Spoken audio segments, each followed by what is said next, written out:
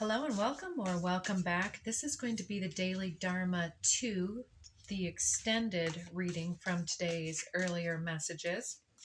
And I would highly suggest going back and viewing those if you want to know what I'm talking about, because I feel like I want to get into these cards and I don't want to repeat myself for those that are willing to come and watch other information. So we're talking about timeline convergence and how the energies this year are giving us multiple opportunities to understand the energies, both working through others and ourselves, and then how different situations, different environments, and different individuals in our lives are bringing forth different aspects of our own personality and influencing us, and we are influencing them. That's where we left off at about 33 minutes on the previous video.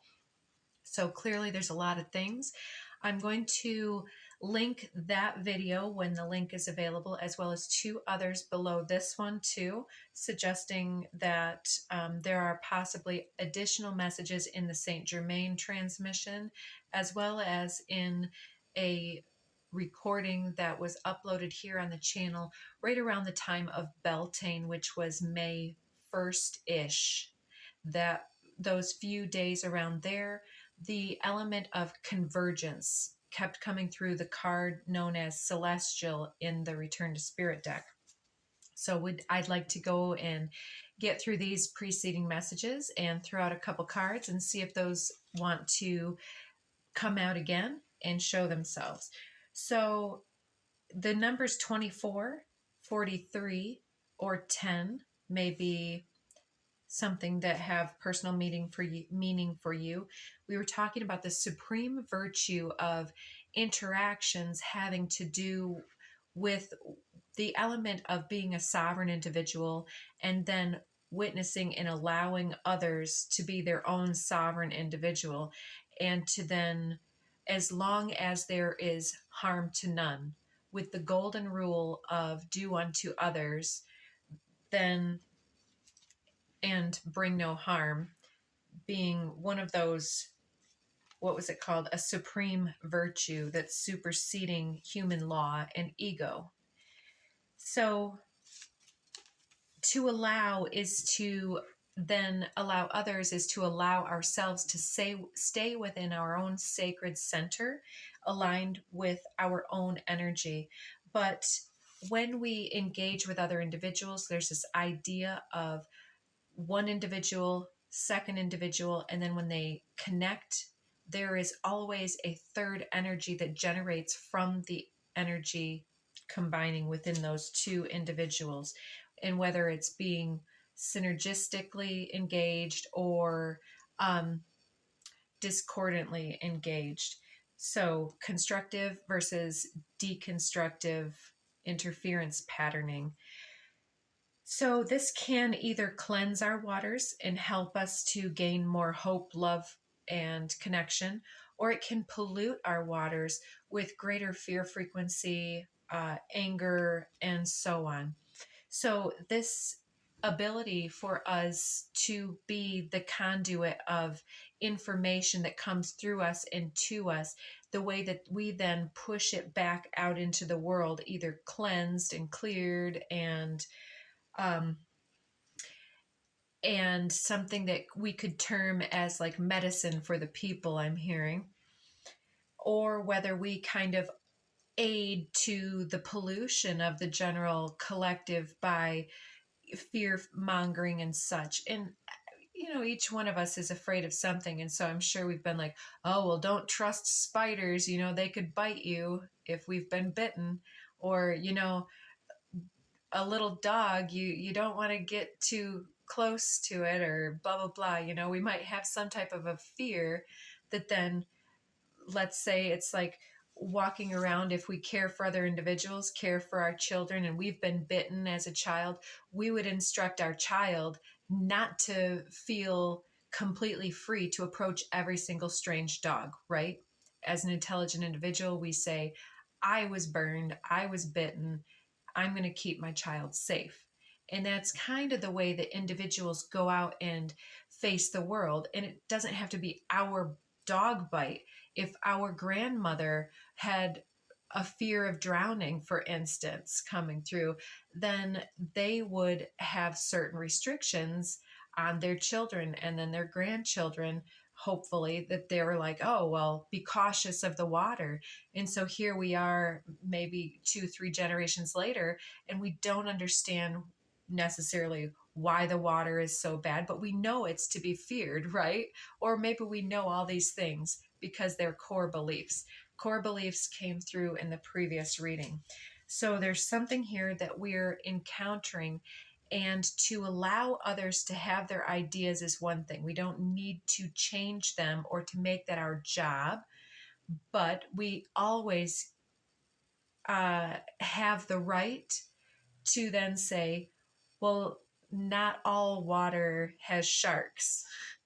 Not all water has alligators. Not all dogs will bite, that type of thing. Or not all spiders are venomous, whatever. You get what I'm trying to say here. So the ability for us to really look into that through the course of our life, we will be challenged multiple times to hopefully break down false beliefs, giving way to a greater awareness and compassion. And this is setting the stage for the vibration that then we hold, because the belief will always be there until it is deconstructed and until it's been reintegrated with other information. And so if you see an individual that's never left their family of origin, to go out on their own, they've never, let's say, been on the internet, they don't know what's going on in the extended world. They only know the perspective that they know. So there's this idea of when we can let other people go and let them have their experience while building what's important to us. It's like us not overreaching and trying to shift and change and educate necessarily, but just to stay in our own lane instead of saying, well, A, B, C, D, we can do that. But that is a little bit going towards trying to, push our truth onto others within reason, right? Don't shoot the messenger. But in the other way, we can simply say, well, that's not my belief. I have things based on, whatever we want to bring out. And then that talks about our experience. And then that other individual has the choice whether or not those beliefs can be integrated to challenge their beliefs, and whether that reinforces and doubles down their perspective, or whether they can have the wherewithal and the accountability of energetic exchange to challenge themselves, to have the flipped perspective, to consider other information. And when we step out of their way and we don't say, well, that's not true. Well, I always give these examples and then I take them back. It's kind of like staying in our own lane helps us to stay out of the way of a jetliner, was the way it came through. And then we're able to just do, it's like, do you. I'm going to do me, you do you, and then just let go. Let that individual answer for their own karma. But when we engage, then we are allowing those deconstructive frequencies to start to influence, if not pollute, our belief structures. If it's something that is toxic, I'm saying, right? Because we also want to be open to other individuals. That's why, as somebody who has a lot of Libra in my chart, which came out in the previous reading, it's where the the South Node is. It's important to challenge those things that come from beyond this moment and to let them come into the light of day, to bring the shadow and the underbelly of whatever's at work, and to reanalyze and say, I'm going to keep bringing these things up. I'm going to keep challenging my own thoughts and patterning, because in pattern recognition, we're able to step out of and spiral up and out of old cycles. Pattern recognition is crucial. It's the stepping stones, the building blocks of progress and growth mindsets, right? So, yes, so during that Beltane convergence energy that came through, the portal was kind of, at that time, the magnetic influx was kind of coming through, and it was bringing in all kinds of information and maybe even fear frequency that we've been navigating these past several months. And then at solstice, there may have been some negotiations, discussions, and things being brought forward that we were still maybe giving the benefit of the doubt, or maybe we were still not ready to enforce some type of new decision or new pathway. Like, you've seen that you're really not going to get ahead at this job, but in the foreseeable future, you wanted to pay your bills, so you stayed with it. And then you set yourself up for, let me see through this. If there's anything else that can be done here, let me finish up this level of my life. But there's a chapter that's been coming to a close, because that, again, with that 1 + 1 energy equaling 3, it's like the energy generated in some type of way is allowed to consume us. And in this way, I'm talking about, this doesn't happen to every individual, but some individuals, it'll be like being in a partnership, that then your individuality becomes eclipsed by the investment that you have in the relationship, which is bordering, if not fully, into the realms of codependence, right? It's called absorbing, where the partner and their objectives and the health of the relationship kind of starts capsizing our own ability to self-care and nurture and be somebody who's independently affirming and validating and accountable, separate and apart from our any other identities. So the energy allowed to consume us, yes. I think I'll leave that there. You can see how that fits into your life or not. So these interactions that we've focused on, during that one, the rhyming guide started stepping in and talking about whatever we perceive, we can conceive if we believe, I believe was how it came out. And so it's kind of talking about the precursors of thought and action and word and belief going into the vibrational resonance that we are, which ends up ordering matter all around us. The energies that are influencing us become us and are evidenced in our life, because we're resonating with the vibrational broadcasts that we focus upon, correct? Just a reminder for most of us. I think that most of us here have been dealing with this and out there kind of trying to put our finger on something, and then putting it into other terms kind of helps us to say, yes, yes, yes, I see that one now, right? Or we're helping others to do this based on the oracle cards we have here. So let's finish this out here. So we're the divine mediator, the divine conduit between spirit, etheric, dynamic energies, and we're the ones that are integrating and then broadcasting vibrationally, putting that into matter. And so yet again, with that 1 + 1 = 3, that third thing that's created through every interaction. So we might have 100 interactions with 100 people on one day, and somebody else might have 10, but each of us interacting with all of those little other things then influences that 100th person and however many people they touch. And eventually other people are going to connect and interconnect with, what's that called? The theory of removal.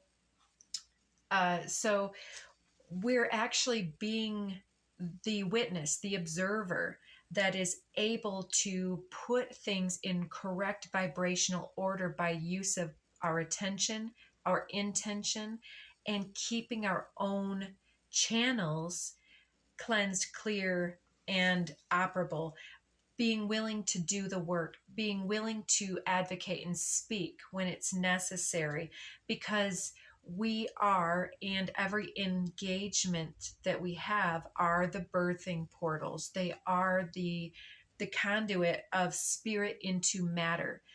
And so it doesn't matter if we don't agree with another individual. I watched this thing today. I've taken a lot of media these days. Uh, Doing a little procrastination on a speech or a workshop I'm putting together, but I'm getting it done too. So yeah, there's a need to focus. One of the things that I took in though, however, was good cop, bad cop. And it was showed this one individual who was escalating. One of the cops was escalating and he was in the wrong. And then the superior comes in and they start putting things together and they're like, there's no problem here. This is fine. It's like, are we going to escalate more duality, more ego, infighting, and take that resentment and that friction into the self? We can still create pearls and diamonds from that, but we're using our precious time here for important things. And so, is there a way that even if we're considering somebody a frenemy, enemy, that we can utilize that constructively? And, there's a lady in the US Congress that was talking about even that in regards to humans as capital in a way, as a resource instead of capital, right? They aren't burdens, they are resources. And so we have, let's say, all of these people being displaced.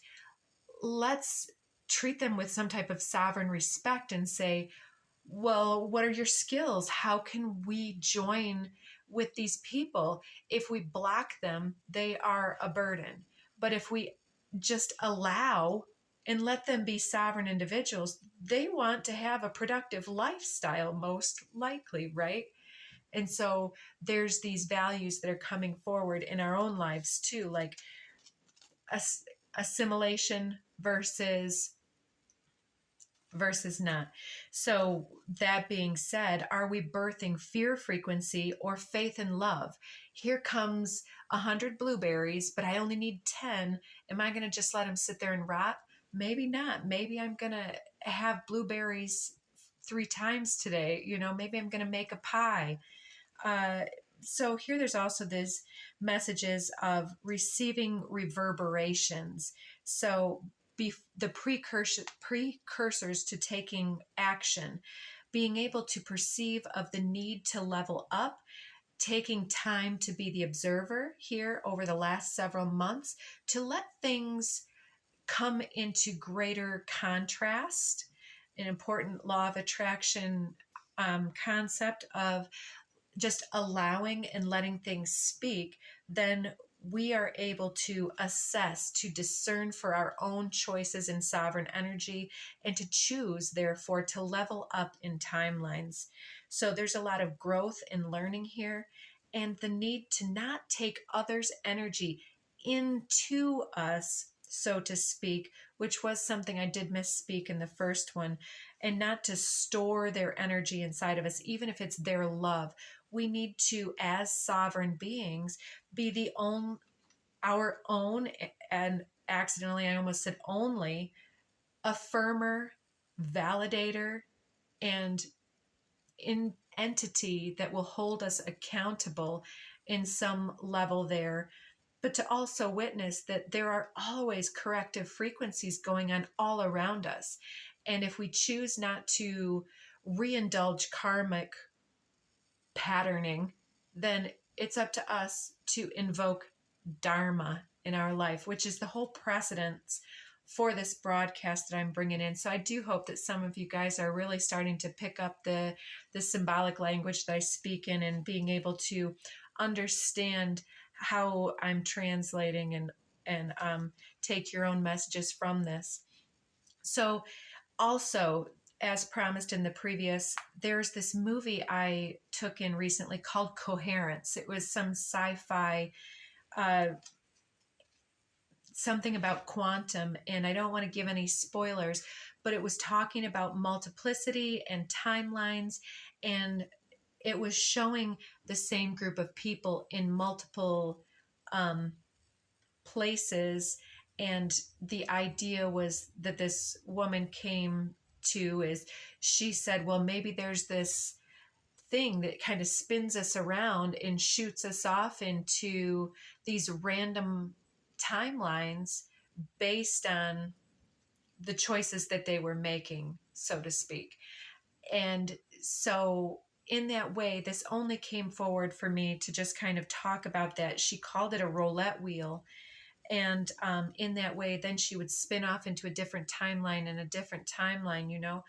And this to me is talking about that choice point again, where the outcomes that reveal our vibrational order are being evidenced. We can recognize them around us. And it's mostly like, how do we feel even around other individuals? Do they bring up those resentments? And is it something um, that we can be accountable for, a perspective that we are encouraging or holding against another? Or is it just compatibility or not? Constructive or deconstructive, coherent or what is the opposite of coherence? Misunderstanding, I don't, so on. So yeah, in that way, our recognition, our ability to recognize our own course corrections are helping us to view other individuals about the ordering of their vibrational resonance and the things that people come up with. Now, some people might confuse this depiction with stereotyping, but I would suggest that, you know, not everybody that um, looks a certain way. Tattoos have been picked on. Not everybody with tattoos is in a biker gang, obviously, right?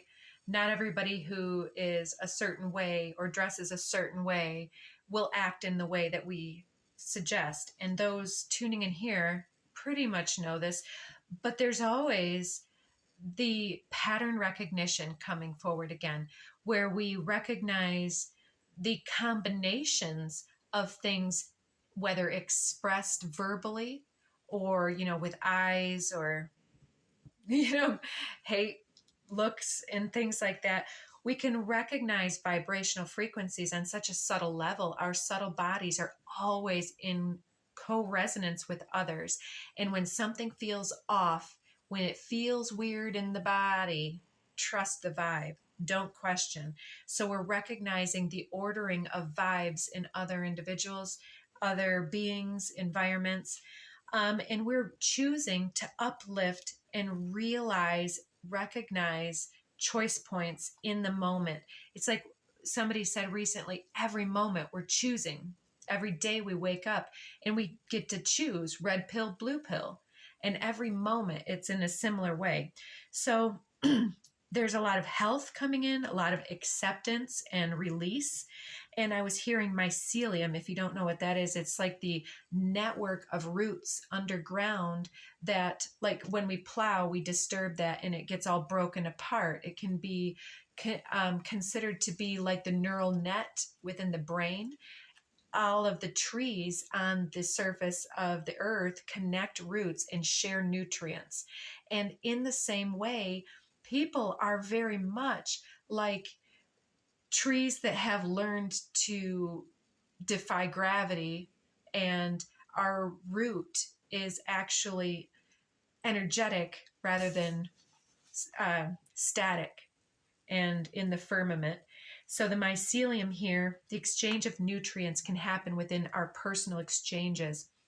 It's very important here to look at the balance and the health of the first lower three chakras again, and how the root and the willpower of the plexus energy connects and comes together in that orange energy of belonging and sacral waters the waters being cleansed or polluted again. So we are the enlightened cosmic star seeds, or we're hoping to be through our growth process. It's all about intentionality. It's not about being smarter or better, right? And but this starseed identity, this cosmic identity, comes online in greater ability right at the Lion's Gate every year. Just like when we have the Samhain around the Halloween holiday, where that is where we talk about the veil being thin during Scorpio season. During Leo, it's about self-expression, and it's about recognizing the tells of others' self-expression and their choices, and choosing for our influence and how we're going to approach, and kind of taking that deep breath, that centering breath that keeps us sovereign, and says, to each their own, harm to none. And our thoughts are things, and they can be violent. Even if we are in the right, we can still bully the ones that are bullies. And I've felt the urge myself at different times in my life. So all of these things help to purify the vessel, the mind, body, spirit, soul, the entirety of our experience. And when we're really talking about aligning and centering and grounding into a new experience, pulling down the most crucially, vibrationally gorgeous timeline and outcome that we could perceive of, it really talks about being real careful and intentional with the health of the body and the environment and healthy operational health of our body itself. So making the commitment to level up again is that every moment is a choice to accelerate energy. The moment represents the torque, the moment of impact, the moment of choice, the moment of thought. And I have had negative thoughts, and I as a child came up with the idea that I would interrupt that process, that broadcast, that fear frequency. I don't know what this is. Is that a mudra?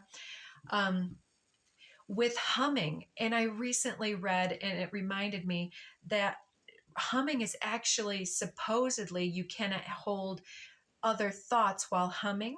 It's a pattern interrupt, just like pinching oneself to wake up.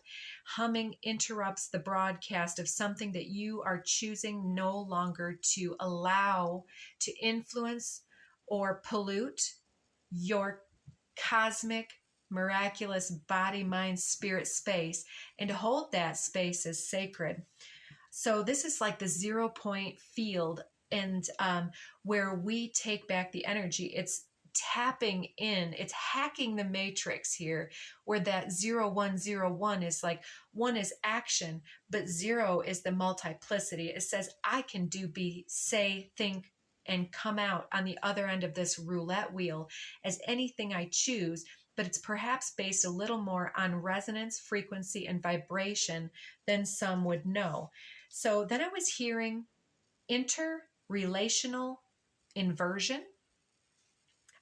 I'm not quite sure what that was meant to be. If you know, put it in the comments. So there's a need to transmute energetic influencers that we may not even consciously recognize how much they are pushing or influencing our alignment, pushing us off kilter, pushing us to stand on tiptoe, overreach, and so on. But they aren't pushing. We are allowing. And that's the crucial accountability point, where we move into unconditional unity consciousness, hopefully expansion of conscious awareness here. And so understand that as empaths, star seeds, celestial beings, old souls, psychonauts, anything you identify with, this opens up your psychic waters because of how much you are like water. Thank you, Bruce Lee. And thank you, Dr. Masaru Emoto, for talking about and demonstrating the effect and influence of water on consciousness, and how we speak, how we feel, how we believe becomes matter. It literally does. And since we are sponges energetically, there's a need to transmute all of that, to cleanse it and clear it and to hum it away, whatever you've got to do to level up and commit to being the vessel of higher light codes, more love, fearless, doing it anyways. So the identity, the self-expression is crucial, and it's coming through and being celebrated and also challenged at the Lionsgate portal, that birth portal. And we're being asked to sculpt miracles from the etheric void, and the movement and expression that we are and that we do becomes that birthing energy, that gateway of self-love. And we're at a time and place where there's this return to higher love, a return to higher self, to validate, affirm, and be accountable, to disentangle our energies from the fey realms that would distract. And potential versus indulgence. Potential is like hope. Even believing in the best in others, even if they don't embody that energy, is hopeful. It's good energy to come through, especially under the deck here, the healer coming out, to hold space for their redemption. But indulgence here, coping mechanisms and indulging bad behavior, it generates that fear energy that tells us that we should tolerate the intolerable here. So again, with that duality and outcome. So we got to clean up something messy, something untidy, some type of dynamic. There's a course correction, and we're committing to the path and to the divine plan. It's all about the law of attraction. We're out of time today. I want to show you what just popped out. Oh, a cross throwing out on the floor here, the father, duality, and the absent father raised the generations that we've had, but that's not all of the father's fault. His issues are the issues of maybe greater society. It's the issues of duality and choices.